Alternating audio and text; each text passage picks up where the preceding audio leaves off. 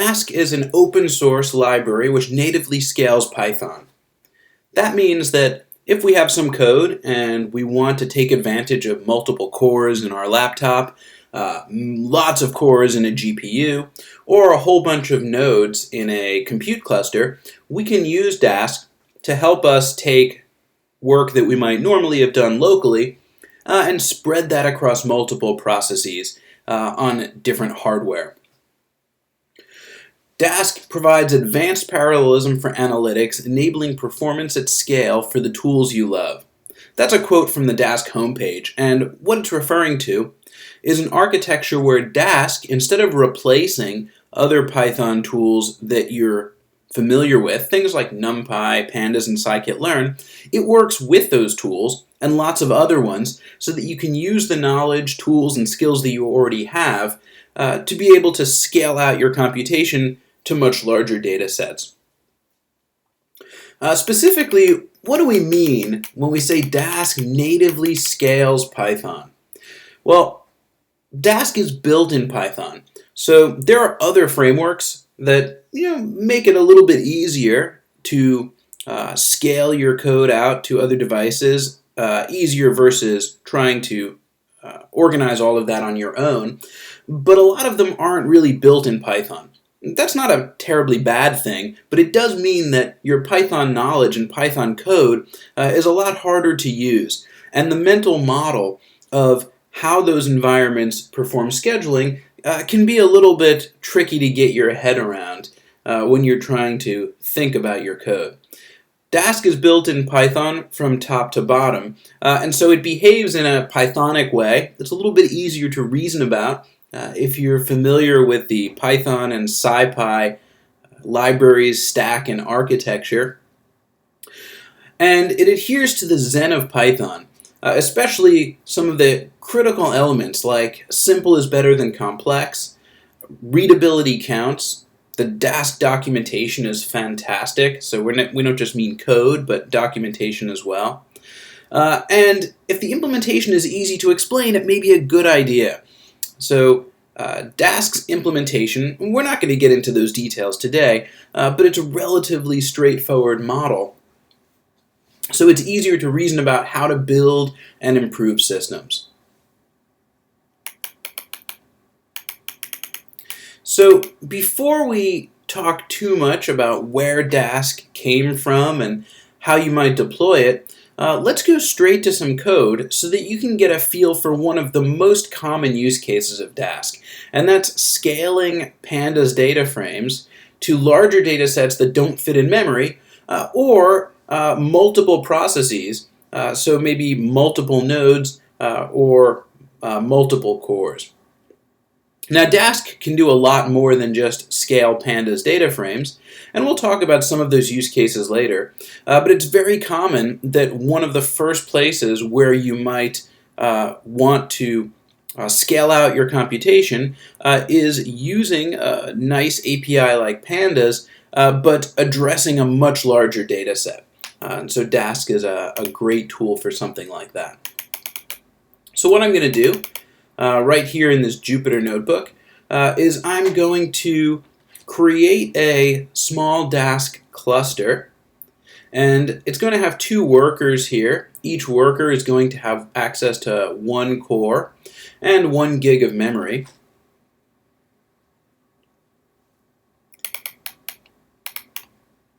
And then I'm going to create a Dask data frame by reading a collection of Parquet files. So here you can see that where I've created the Dask cluster, there's a little HTML widget, which I've highlighted here in the notebook. If I go ahead and click on the dashboard link, it opens up a diagnostic UI with a whole bunch of information about my cluster. Now, we're not going to explore the UI today, but it's one of the key elements that makes Dask so useful. We can see exactly what's running and where in our cluster. We can see what resources are being used. There's even a built-in profiler, so we can see exactly what functions our system is spending time executing. So these are really, really useful graphical reports, and we'll take a look at those in another screencast.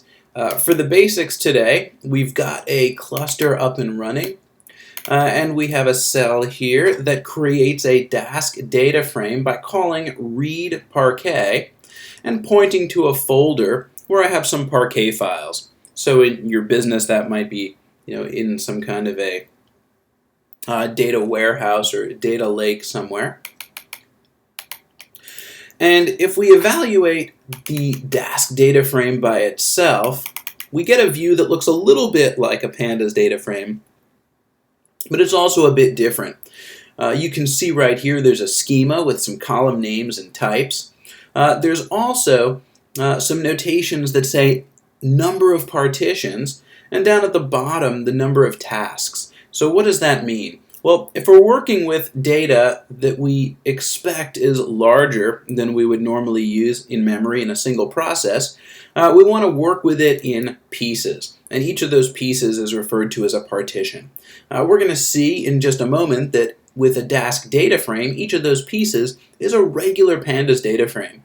So it's nothing too crazy or complicated. If you're familiar with pandas, you'll already know exactly what is happening in those partitions. And the 8 tasks, those are the chunks of code that are going to need to be scheduled if we want to evaluate this data frame and actually find, look at the data or do something with the data that's in it.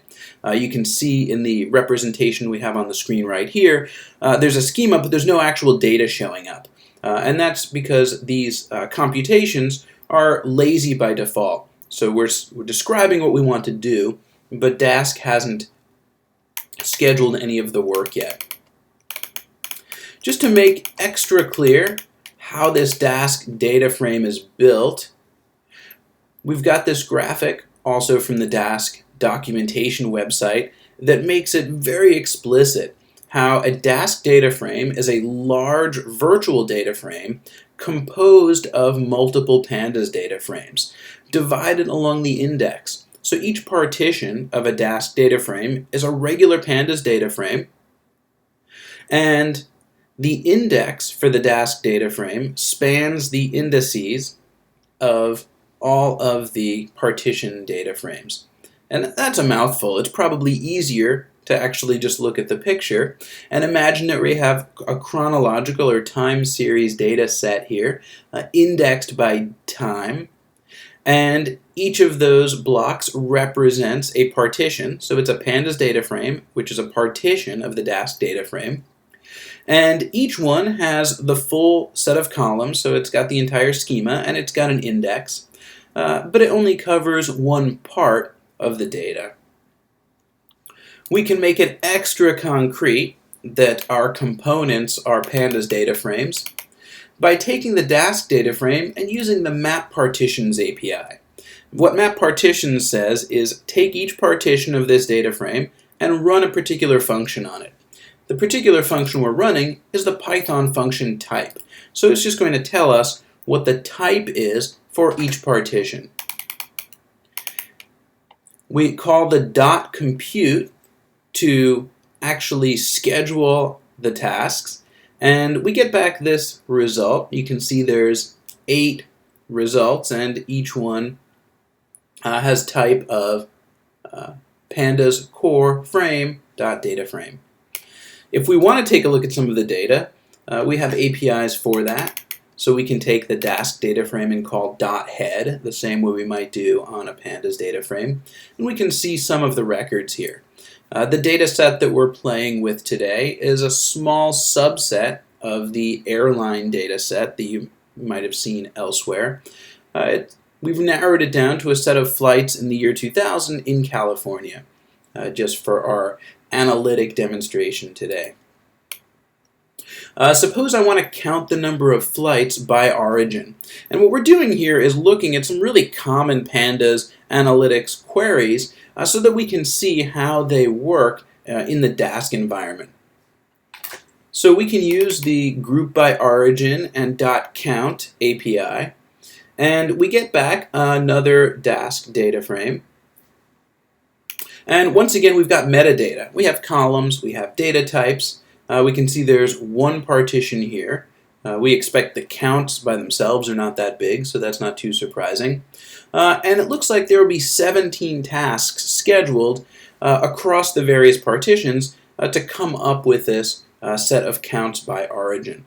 Now, when we want the actual results, we're going to add that .compute call like we did earlier. And now we have the number of flights, well, really the number of entries in each column, but that corresponds to the number of flights from each of these origin airports across California. Now, .compute doesn't just run the work, it actually brings the results back in the form of a single regular pandas data frame right here in our initial Python VM. Right, so we may have multiple Python VMs. In the current case, they're sitting here on my laptop, but in a larger scale environment, they might be spread across lots of servers. And the result here is coming to my local Python VM, the one that's backing this Jupyter notebook. And we can see that the results are a regular pandas data frame by running a query and checking its type. So let's try another query where we look at the average delay for flights originating at these various airports. That might be something that we might want to take a look at. So we're going to use some very typical pandas API calls, group by the origin column, .mean, and select the delay column. We'll do a .compute, and we'll assign the results to this object results mean delay. Now, if we call type on that, we see that we get a pandas core series.series object. So that's because we just have the one column coming back. So this is exactly the same behavior you'd get if you extracted one column from a regular pandas data frame.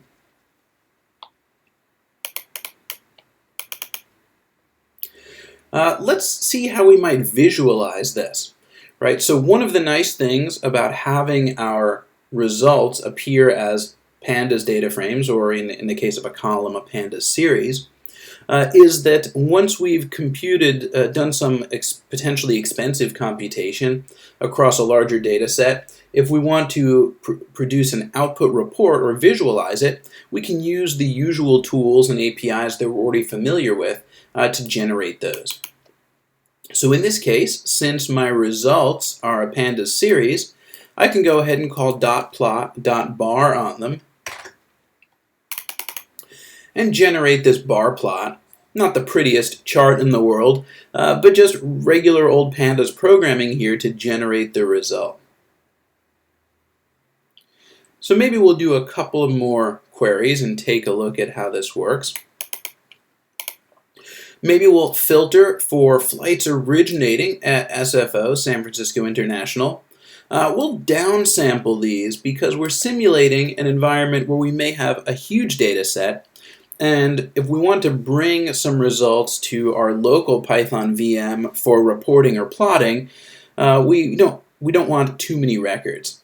So if we wanted to, say, produce a scatter plot comparing the distance of a flight from SFO and the delay on that flight, we might want to downsample to some small number that's just large enough to get us a reasonable view into the data.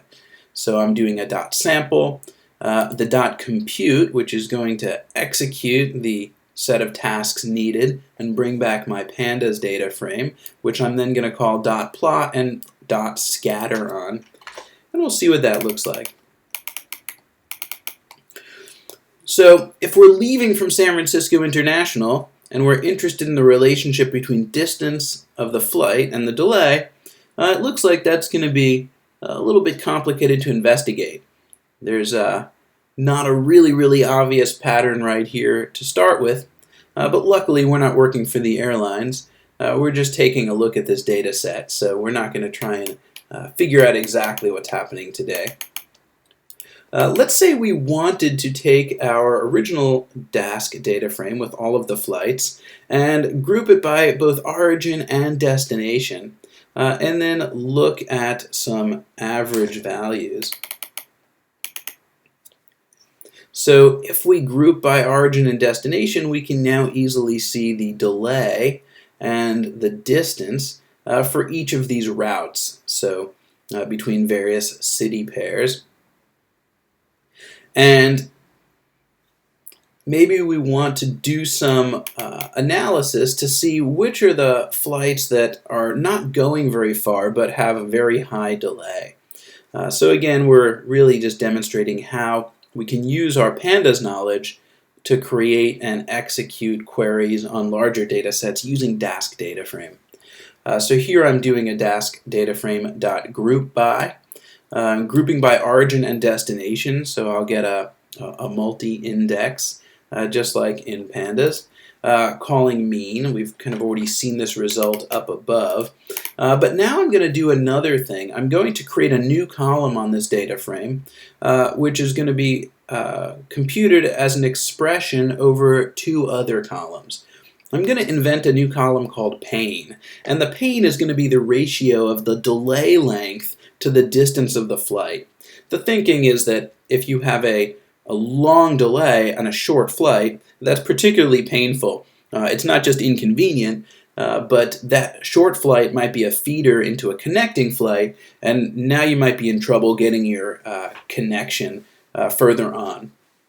So what I'm showing here is that we can do arithmetic over these columns in the Dask data frame the same way we might do it locally using pandas. So I'm taking the delay column, dividing by the distance column, and using a subscript notation, I'm actually creating a new column right here on the Dask data frame that didn't exist before.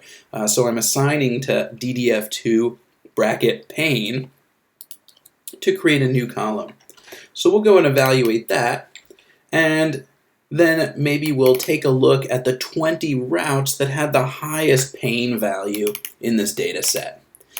So here we can see what those were. It looks like the number one was Sacramento to San Francisco with a 15-minute delay on a flight that's only about 74 miles.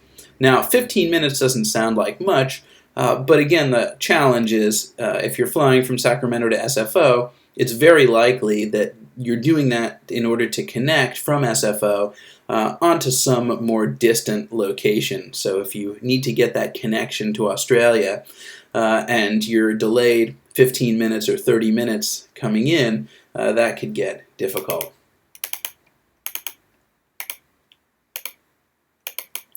Now here we have a local result, and we can look at it in the notebook. We can create different kinds of plots. Maybe we can run other Python tools to analyze this local digest of the data. But we might want to write this out somewhere. And there's a few reasons why we might want to do this. One is maybe we just want to write the report for someone else to consume, or for some downstream system to consume. Another possibility is that we never really wanted to materialize this whole result locally. What we wanted to do was to compute, say, the pain coefficient across maybe many routes, too many to look at locally, and we want to use our cluster to write the results of this computation out to disk in parallel, maybe to some distributed file system or some cloud storage.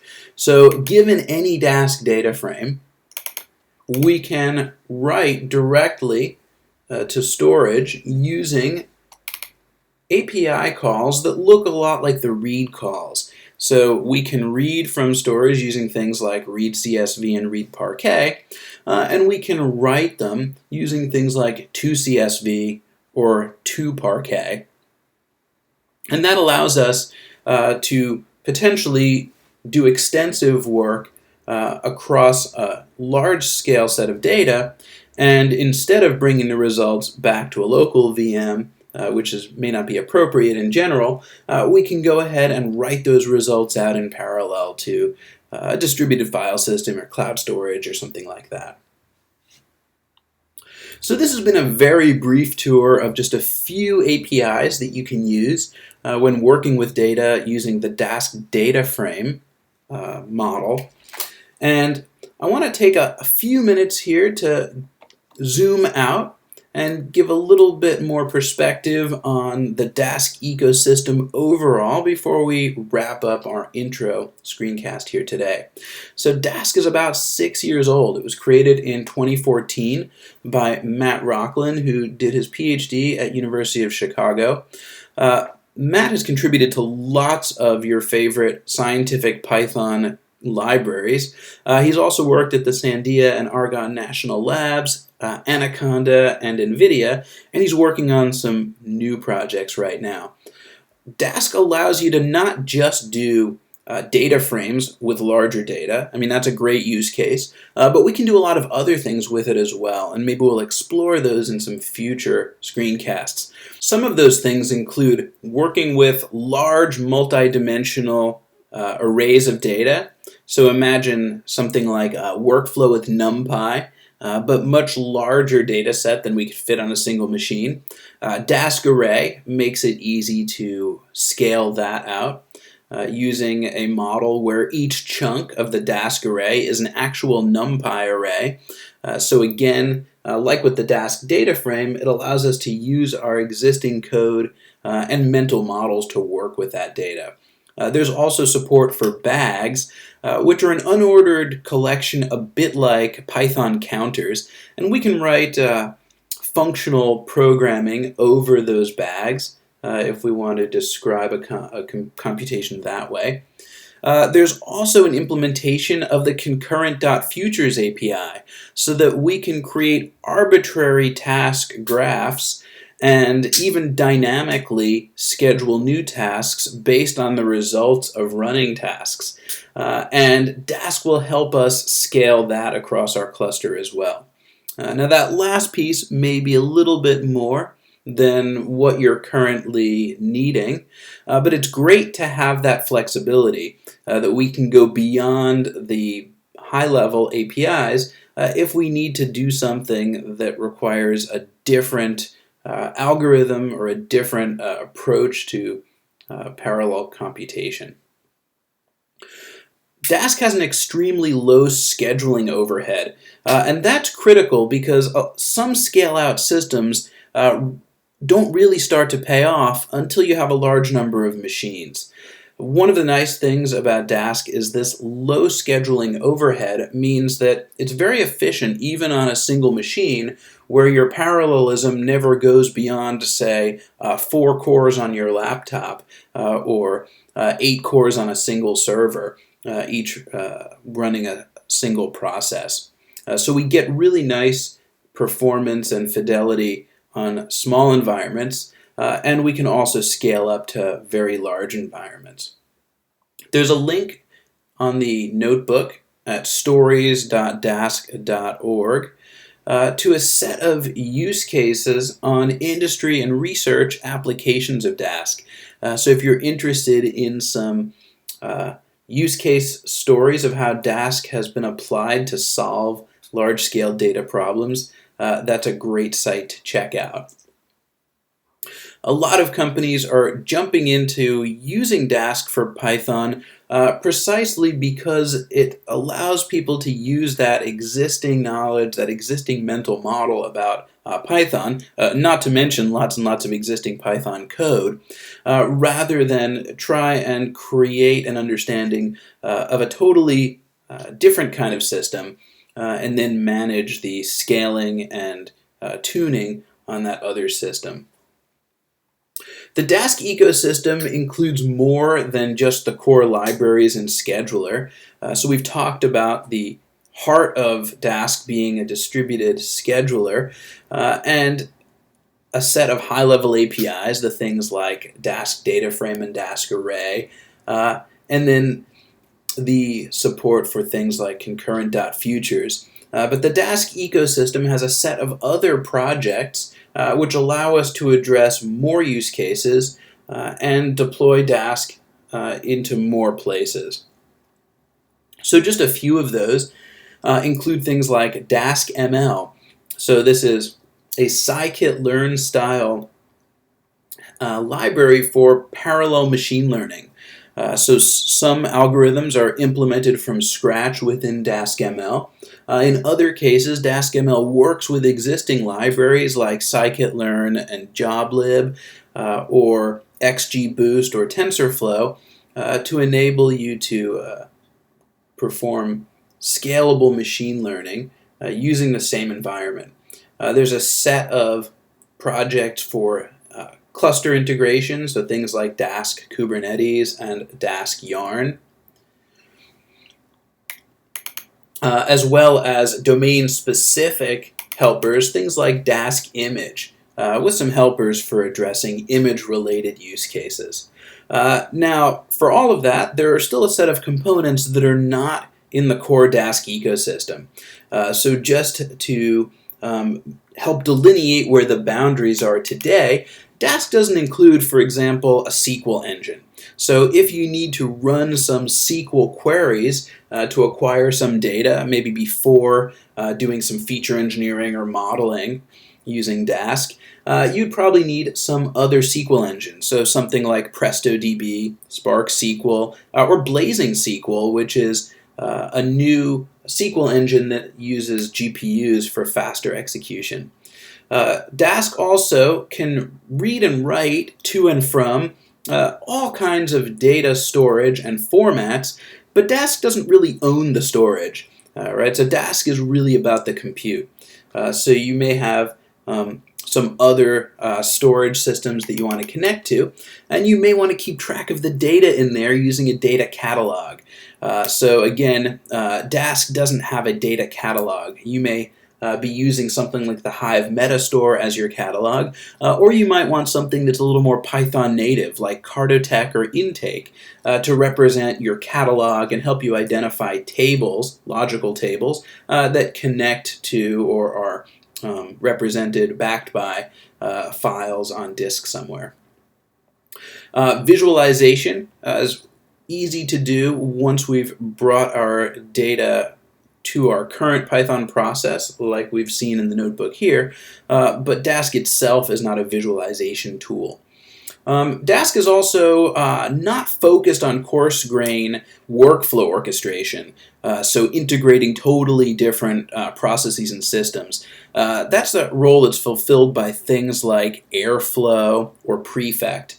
And last, although there is ongoing work in connecting streaming or continuous applications to computation in Dask, fundamentally Dask is not a streaming system, at least not today.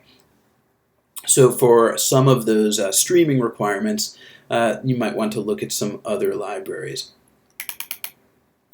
To wrap up, let's talk about how we can set up and deploy Dask. So very quickly, if you just want to try it out yourself, conda install Dask in a conda environment on your local machine or your favorite server, and you're good to go. I recommend using the distributed scheduler. That's the one that I demonstrated in the notebook here today, even if you're running locally. You can run Dask code without using any scheduler explicitly. There's kind of a built-in simple default scheduler. But I would recommend using the distributed scheduler even for single machine workloads, mainly because it gives you access to all of these great graphical dashboards and debugging tools that we'll look at another time. For deploying into a larger environment, so things like on-prem clusters or into clouds, there is a link in the notebook that goes to sections in the Dask documentation on cloud deployments, deployments to HPC environments, deploying on your Hadoop or Yarn cluster, or Kubernetes in general. There's ongoing work in all of these areas. So if you check back in even 6 months, it's very likely that there'll be even more features and more integrations ready to go. Thanks a lot for spending time checking out the screencast, and good luck trying out your computation with Dask.